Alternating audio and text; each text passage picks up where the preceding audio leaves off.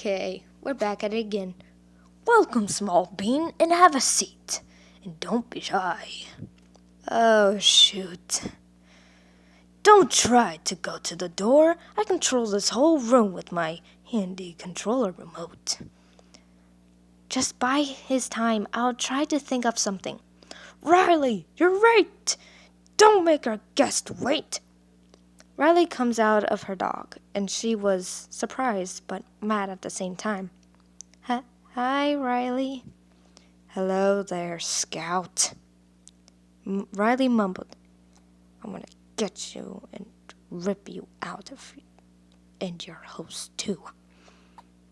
Don't be rude. It's not nice. So, host or Scout, are you new? I wrote, well, yes, but why did you do this to me? To test your abilities, to see if you're good at this.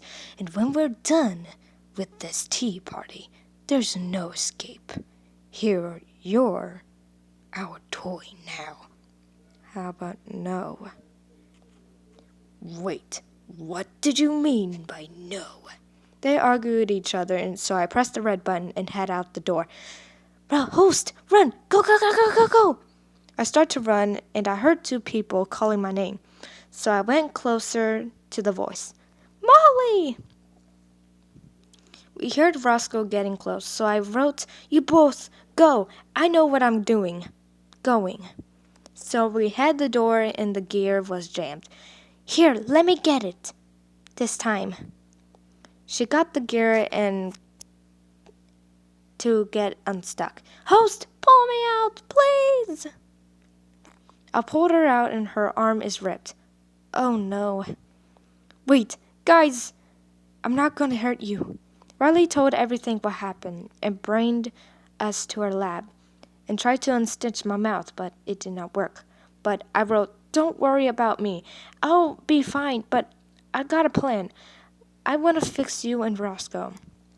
Riley and Roscoe agreed, and I put Scout on my shoulder and fixed them.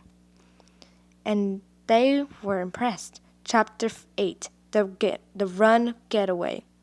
We heard Mortimer telling the other puppets to get us. Peyton, since you got the gun, do you want to shoot the evil puppets? I thought you never ask. Peyton grabbed her guns, and Kaylee brought her knives.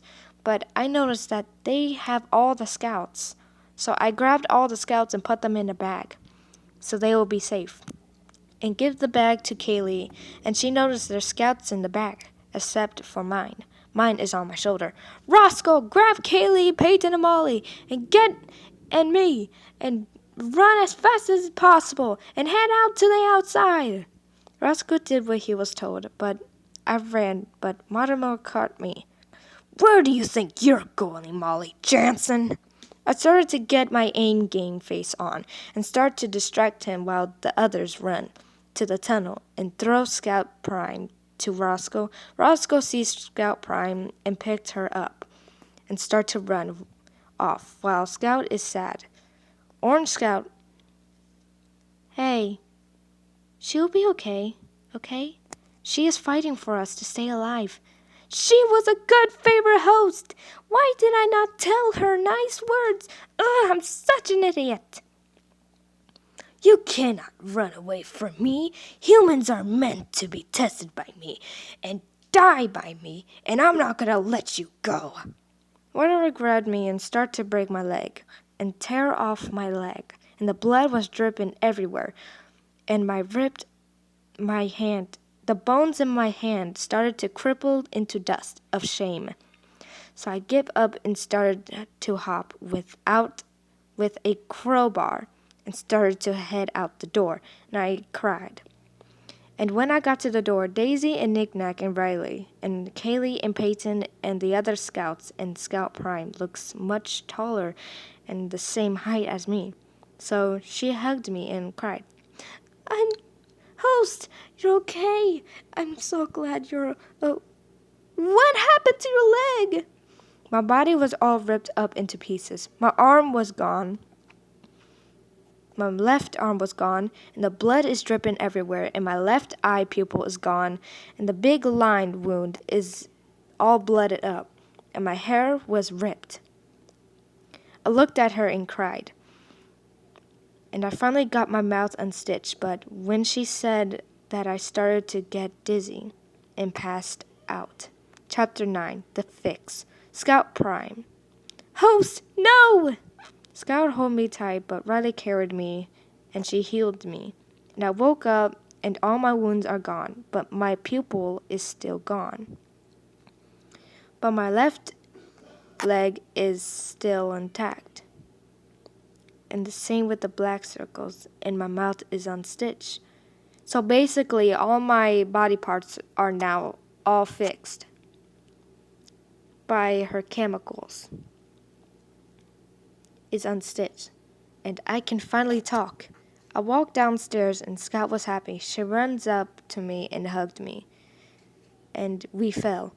I'm so glad you're okay. How are you feeling? I feel nice. Scout blushes and say, your voice is very cute. Thank you so much. I rubbed her head, but she held me tight. Don't ever leave me behind. I wrote, I won't, I promise. Kaylee and Peyton and Daisy and Nick Nack and Riley and all the other scouts hugged me. I'm so glad we all got you out of there.